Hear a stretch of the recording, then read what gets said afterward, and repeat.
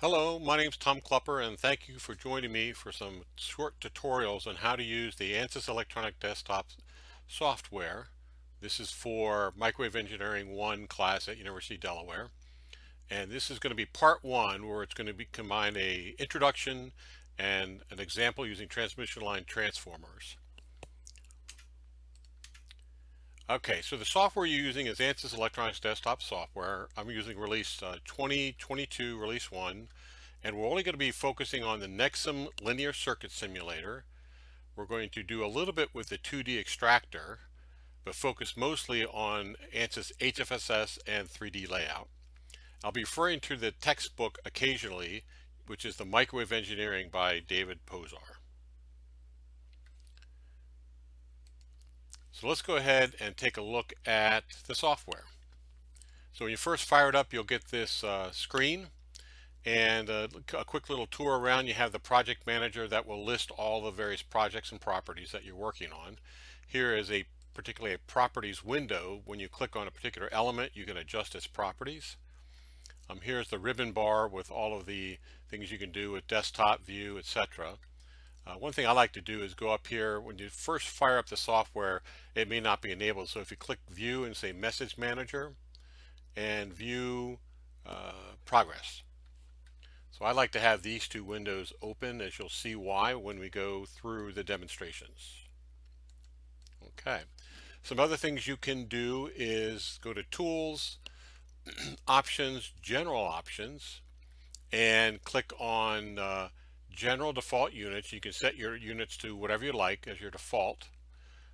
Click on Directories, and I'm going to change my default directory to something on my hard drive. So let's make it UD as the generic default project directory. Okay, so let's get started. I'm going to create a new, you can do HFSS projects, Q3D, but we're going to do a new circuit schematic, a linear circuit simulation. So you click on circuit. The first thing it's going to ask you is, do you want to create a dielectric substrate definition? And we're not going to do that at this time. So we're going to say just OK. And you should see the schematic worksheet. This looks like a graph paper. Over here are your components. Now if it comes up like this, I would click on the component tab so it exposes all the individual components directly. And over here again, there's your project window. Now we have one called circuit 1 and project. So I'm going to right click on project and I'm going to rename it to I don't know, I'm going to call it starter. Okay, and then we have our circuit 1. All right, so the first thing I'm going to do is I'm going to place a port somewhere on the schematic. When you click on it, you can click another one if you want to place a second port. You can right click and say finish or hit the space bar. The next thing I'm going to do is come over here to the ideal distributed components, ideal distributed, and I'm going to put a transmission line electrical length, is TRLE_NX. What you're going to do is you're going to double click on this element, you're going to drag it over here, and I'm going to place it on the schematic. And again, you can place multiple ones if you like, or just hit the space bar to escape. So to zoom in on this, you can either hit Control D, as in dog, or you can use the scroll wheel on your mouse. So what you're going to do is when you line up to a connection or a node, you're going to get these crosshairs. So go ahead and use the crosshairs to connect through, and I have my basic circuit here. 2 ports and a transmission line. Okay. However, I'm going to take a small deviation here and kind of explain what are we really looking at here. So let me minimize this and go to my PDF and go to the next page. So transmission line in the circuit editor, what we have is we have a port 1 here and a port 2, and we have a generic symbol for a transmission line. Now a transmission line is defined by a couple of parameters. One is the characteristic impedance of the transmission line, we're going to call it Z. It'll be defined with a time delay, and that can either be done with an electrical length in, let's say, degrees, called E, at a given frequency f, or it can be defined as a physical length p with a dielectric constant k. Now in Spice Simulator, sometimes there'll just literally be a time delay in nanoseconds. So you can either define it this way or this way, and you'll have some kind of attenuation characteristic A. So however, when you do that symbol that we only saw this part of it, and what's implied is there is a common ground both for the ports, the transmission line, and the other port. So it's just not shown, but it is implied. So this is really what's going on when you have the circuit shown in that editor as we had before. So what is a port? So when you have this symbol here, this kind of this diamond shaped with the ports, what you're actually doing is representing a signal generator. And this signal generator has a sinusoidal voltage source, some Thevenin equivalent source impedance, and it's connected to your transmission line. And of course the same thing will be represented on port 2. So this creates an actual closed loop circuit where the top line of the transmission line is what we call the signal path. It's the one with a box on it. And the bottom part of the transmission line is called the ground or the return path. And again, this part of it is not shown, it's just implied. So what is a signal generator or a source? So here we have our sinusoidal signal generator represented with V sub S RMS voltage, and we have the source impedance Z sub S. So the way RF signal generators are represented in terms of their output, they don't specify what's the voltage of the source. So what they do is, let me just go over here and show you that we have the voltage across the load using our standard circuit theory is defined by the voltage across from the source and this voltage divider Z sub L including Z sub S. If you define a nominal Z sub 0, we're going to call this a system level normalizing impedance. It's usually a real number, like Z sub 0 for RF circuits is usually 50 ohms. So usually a real number. It's used for normalizing. So when Z sub S, the source impedance, is equal to Z sub L, the load impedance, also equal to Z sub 0, it's a special case where the load voltage is just 1/2 of the source voltage. It's a voltage divider. So if you calculate the power delivered to the load in watts, it's Vs squared RMS all over 4Z naught. And again, this is the power delivered to the load when Z sub S equals Z sub L equals Z sub 0. You can represent the power across the load in what's called dBm, which is 10 times the log of the power across the load in watts divided by 1 milliwatt. So when you specify the output power of a RF signal generator, they will typically specify it in dBm. So for instance, a 0 dBm source will be 1 milliwatt. And you can use this and back out what's the actual voltage by kind of going backwards. You know P sub L, you can calculate V sub S, and you can calculate V sub S in this special circumstance where it's all equal to Z sub 0. So I just wanted to bring that up as how we specify the output power of a source, not by voltage, but by actually the power across the load in dBm. Okay, so let's a little quick thing about S parameters. So scattering parameters is something we're going to define and talk about, I believe, next week. And it's specified as S sub X comma Y, where Y is the port of source origin and X is the port of signal measurement. So if I have port 1 source active, I can measure the sources that are the signals that are sent to the two-port network and reflected back to the source. That would be S11. Looking at signals that are transmitted through the two-port network, you have S21. Again, that signals coming from port 1 to go to port 2. When port 2 is active, you can measure signals that go from the source of port 2 reflected back into port 2 as S22, or you can measure transmitted signals going from port 2 to port 1. Again, that's going from port 2 to port 1. It's a little backwards. You would think it would be S12 going from port 1 to port 2, but it's not. It's S of where the measurements made, comma, where the measurements originated.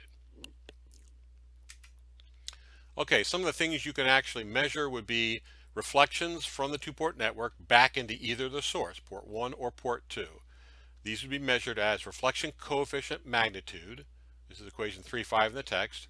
You can measure return loss, which is equation 2.38, and return loss is a representation in decibels. Or you can measure what's called standing wave ratio, which is equation 2.41. You can measure signals transmitted from one of the sources to either of the loads, again that's port 1 or port 2, as a transmission coefficient magnitude, equation 2.51, insertion loss, equation 2.52, again in decibels. You can also measure that electrical length of the transmission line we had mentioned. You can measure that in phase or in group delay, and there's a nice discussion about group delay in section 3.10 in the textbook. And finally, you can look at frequency plot of the impedance, the frequency dependent impedance, as either port 1 or port 2. We're going to do that using something called a Smith chart, which is discussed in section 2.4. So one last little comment about this is when we have port 1 source active, then port 2 source is not active, which means that the load is just defined as whatever the source impedance of port 2 is. So in this situation, when port 1 source is active, port 2 is not, you can measure the S parameters S11 or S21. However, if the port 2 source is active and the port 1 is not, then the load impedance from port 1 is just however you define the source impedance of port 1. So in this scenario, you can measure S22 or S12. Now, in a traditional vector network analyzer that you use to measure scattering parameters, the source impedances of port 1 and port 2 are usually always equal. However, when we do our simulation, we do not have that constraint. So we can actually make the source impedances different. And when we do that, just understand that when you're measuring S11, the port 2 impedance is the load is whatever you define as the source 2 impedance. Okay. So that's that. So let me go back to our simulation. So now we have our example. So let me double click on port 1, and we can see here it's port 1 defined as arbitrary. We're just calling it port 1. There's the reference node to ground, and we are calling it 50 ohms. It has a real 50 ohms and an imaginary of 0. So there's no reactance to this source impedance. Over here, let's double click, and there's port 2 ground. I'm just going to make this source impedance 75 ohms. No, let's make it 50 ohms like the example that was talked about. 100 ohms that was talked about in class last week. Okay, so let me just go ahead and I'm going to delete this for right now, and you'll see why. So I'm going to connect port 1 directly to port 2. So we have a 50 ohm source, and remember we have a 100 ohm load with nothing in between but just a direct connection. So let's go over here and we can see our ports, port 1 and port 2. We're going to add an analysis. So you would click on analysis, you would right click and say add Nexum solution setup and a linear network analysis. Again, there's other analysis you can do. We're only going to do linear network analysis in this class. So you click on frequency, click on edit. We're going to do a linear step, and we're going to go from 10 megahertz. Now notice it says gigahertz, but if I type in megahertz, it changes the units to that. And I'm a big fan of just doing it that way. So let's stop at 3 gigahertz, and we'll do 10 megahertz steps. So this defines a frequency sweep. If we click on add, that adds that to the list of frequency sweeps. You could have multiple ones if you like, but we're only doing one. So we're going to say OK. And then we're going to finish this and say OK. Now, we can do group delay calculations, and you would click on this to enable that. We're not going to do that at this point in time. But that's where if you wanted to plot group delay, you would have to essentially go back to it. You'd have to click this and say enable this perturbation, and we won't go into that for right now. So let me go ahead and then hit F10, or if you right click the linear right click analysis, you can hit analyze or F10. Look down here in progress bar. It's very quick. The analysis, the linear simulation happens very quickly. And it's all done. So now we go down here to results. Right click, we click on results, right click and say create standard report, a rectangular plot. And you get this plot here. So we're going to do an S parameter. We're going to S11, and let's look at magnitude and say new report. So this will plot the S11 magnitude looking at a port 1. Say close. So I'm going to change a couple of things. If you go over to the y-axis, you double click on it, it brings up this box that you can change a lot of parameters in the scaling. So let me just go to y1 scaling. I'm going to specify 0 there. Let's specify a 1 and then specify 0.1. Okay. If I do a right click marker and let's say add marker, I can go anywhere in here and add a marker. Let's say just 1.5 gigahertz for grins. Right click on that, and if you right click on the again, you hit end marker mode because you can add multiple markers. So we have 1.5 gigahertz and 0.3333. So if you think back of the equation for reflection coefficient, where ZL minus ZO all over ZL plus ZO, that would be 100 minus 50 all over 100 plus 50. That would be 50 over 150, or 1/3. So it shows you, yeah, we're getting the right reflection coefficient looking into port 1. So here, let's do another one. Let's click on results, right click, and then say create standard report. But let's click on Smith chart. So we're going to do S11, say new report, and say close, and we're going to see the Smith chart, the input from port 1. And what do we get here? Again, I'm going to add a marker. Right click, marker, add marker. Let's go right to here and say 3 gigahertz. Again, right click, end marker mode. What do we see? We see a dot on the real axis, which it should be. There's no reactive components in our simulation, and it has a value of 2. So that's the normalized impedance. So if you want to know what the actual impedance of that, the normalization impedance is 50 ohms. So you multiply that normalized real by 50. 2 times 50 is 100 ohms. Okay, so that's what we get. So let's go back to our circuit. And let's add our transmission line back in. So I'm going to go down to here and say transmission line electrical length. And I'm going to plop that guy right there. Hit the space bar. Let me connect up the terminals. And let's double click on our transmission line element. Now this one you specify by impedance, electrical length. Let's go ahead and make it 90 degrees. We're going to do no attenuation, and we're going to say it's 90 degrees at 3 gigahertz. So we're going to say apply. I'm going to come down here to my S parameter, and I'm going to hit F10, or we can right click on the analysis and say analyze. And let's see what happens. Well, nothing should happen to the magnitude because all we did is add a piece of transmission line between port 1 and port 2. But if you look at the Smith chart, you can see that we started from the normalized 2 ohm point, and then 90 degrees around brought us to the other side of 0.5. So it wrapped halfway around the Smith chart. So that's kind of neat. These are, if you put longer lines in there, we just keep on wrapping around this constant VSWR circle. But what you really want is to bring this back to the center of the Smith chart to make it impedance matched. So how do you do that? Well, let's go back to our circuit. Now in the class, I think it's, I forget which equation it is, but it talks about, equation 2.63, where you use impedance transformers.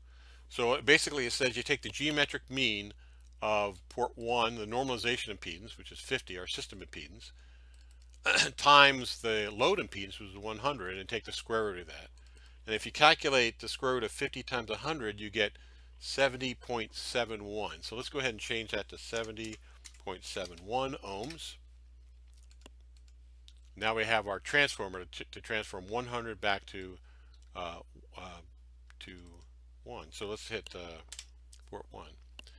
So we're hitting F10 again to do the simulation. And sure enough, so we have low frequencies, we have the 1/3, right? And then all the way down at 3 gigahertz, you've canceled out the reflections. The reflection coefficient is basically 0. And to see what this looks like on the Smith chart, well, we did what we like to do. We were aiming for going from the 100 ohm, and we've transformed that back to 50 ohms, 100. So we've basically matched it at 3 gigahertz. You can take this to, let's just take this to a different frequency. So let me just edit this. I'm going to click on this and say remove. This allows me to change it. Let's go to 6 gigahertz. We'll add it back in and say OK.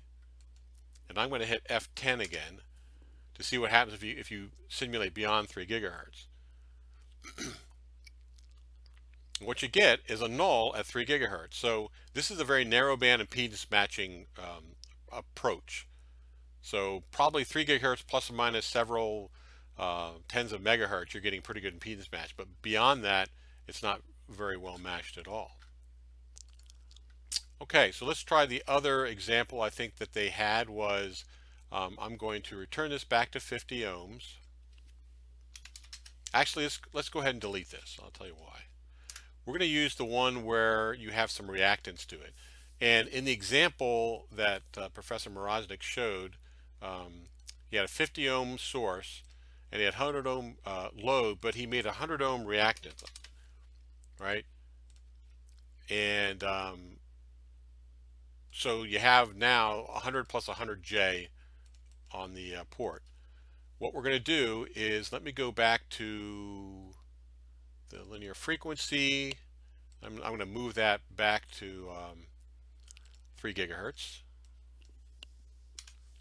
so we can see what's going on. I'm going to hit F10 and we're going to look at the S parameter.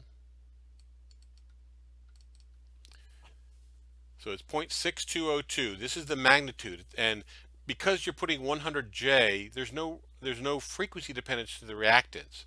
So it's 100 ohms plus 100J across the frequency range as the reflection coefficient. If you go down to the Smith chart, you get a dot up here at the value of 2, which is 100 ohms, and it rides along this constant reactant curve till it gets 100J. And you can even see it right here. It's normalized. So it's 2. If you multiply it times the normalization impedance 2, you get 100 plus 100 I or J. But it's a single dot. Let me show you one other thing we can do here, which is kind of interesting. I thought it'd be kind of fun. I'm going to click on another port, and let's put it here. It'll be port 3. I'm going to escape out of that. But this time, instead of using a port 2, let's define the impedance of the load as a resistor and inductor. So I'm going to click on a resistor here, and let's place it like this. Okay, hit escape, and let's go ahead and do an inductor. Now when you bring in a component over here, if I hit the R button, it'll rotate. So you can kind of rotate it where you want it. I'm using the scroll window wheel to zoom in and hit the space bar. Let's click on a ground reference terminal. Okay, let's go ahead and connect it together.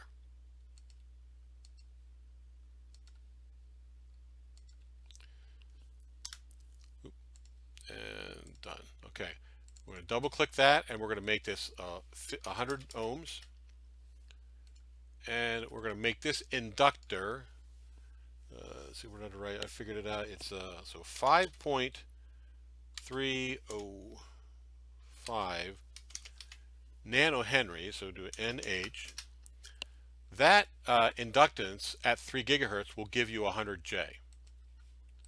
So let's just go back and calculate, and I'm going to go back and add port 3 to our calculation, to our graph. So I double click on this graph, S11, I'm going to S33 magnitude, and we're going to add that trace. And sure enough, you can see instead of it being just 100J, it has a frequency dependence to it. So it starts off really low and then goes up, but at 3 gigahertz, it is 100 ohms plus 100J. If we go to the Smith chart, let's add that to it as well. So S33, we're going to add the trace and see what it looks like. So sure enough, if you click on port 1, you get a single dot. But port 3, which is the same thing where it's done with a resistor and an inductor, it does start off at 100 ohms, but then follows the constant resistance curve, and it ends up at that same point. So we'll see why I did this. Okay, so now what we want to do is we want to do an impedance matching. So the way we do that is let's go back to the Smith chart. Now in the class, I think Dr. Moroznik showed you how you can do this by by analytically, but we're going to do it using the Smith chart. So we look at this dot here, and you say, what's the phase of this? Because really what you want to do, you want to bring this dot down to the real axis, and then you want to do a standard transmission line transformer from here back to 1. So it's a two-step process. So what's the phase of this? Well, as it turns out, it shows you the phase. If you draw a line from the center of the Smith chart through that dot out of here, it'll show you the angle from 0 up to 29.7449 degrees. So what you want to do is you want to just move this around a constant VSWR circle. You want to move it by 29.7449 degrees. So remember, since these are two-way reflections, you need to put in a transmission line that's half that length. So you divide that by 2 and you get about 14.8 degrees. So what we're going to do is we're going to go back to here, and I'm going to delete this direct connection, and we're going to add a transmission line of electrical length to both these guys. One here, one there, hit the space bar. And we're going to leave it as 50 ohms. We're going to make this half that angle. So it's 14 point, did the calculation of 14.87245, and that's at 3 gigahertz. And of course, we're going to do that to the other one too.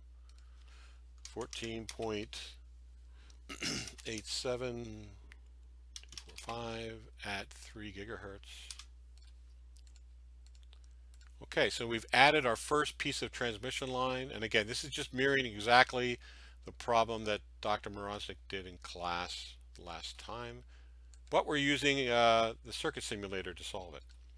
So I'm going to go back over to our S parameter plot, and we're going to hit F10.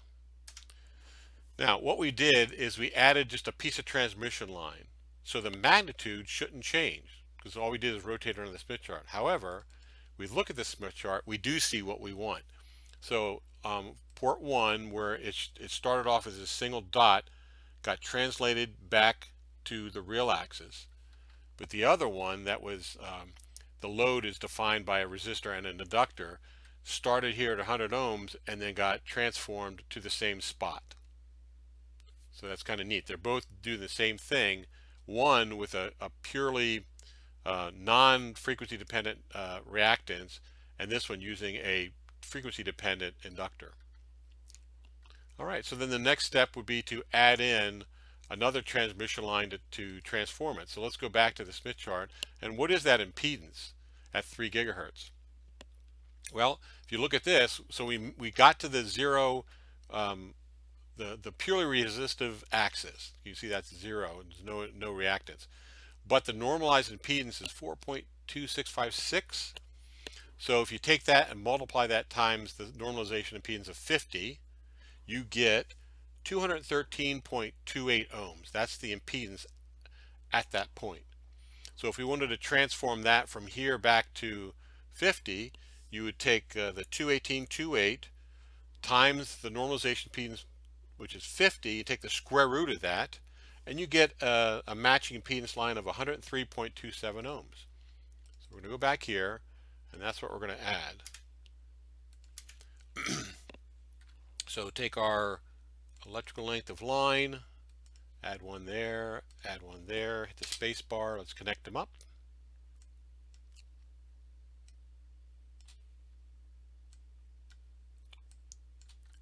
And let's go ahead and define the impedance. We said was 103, the geometric mean impedance 103.27, geometric mean between the 213.28 and 50.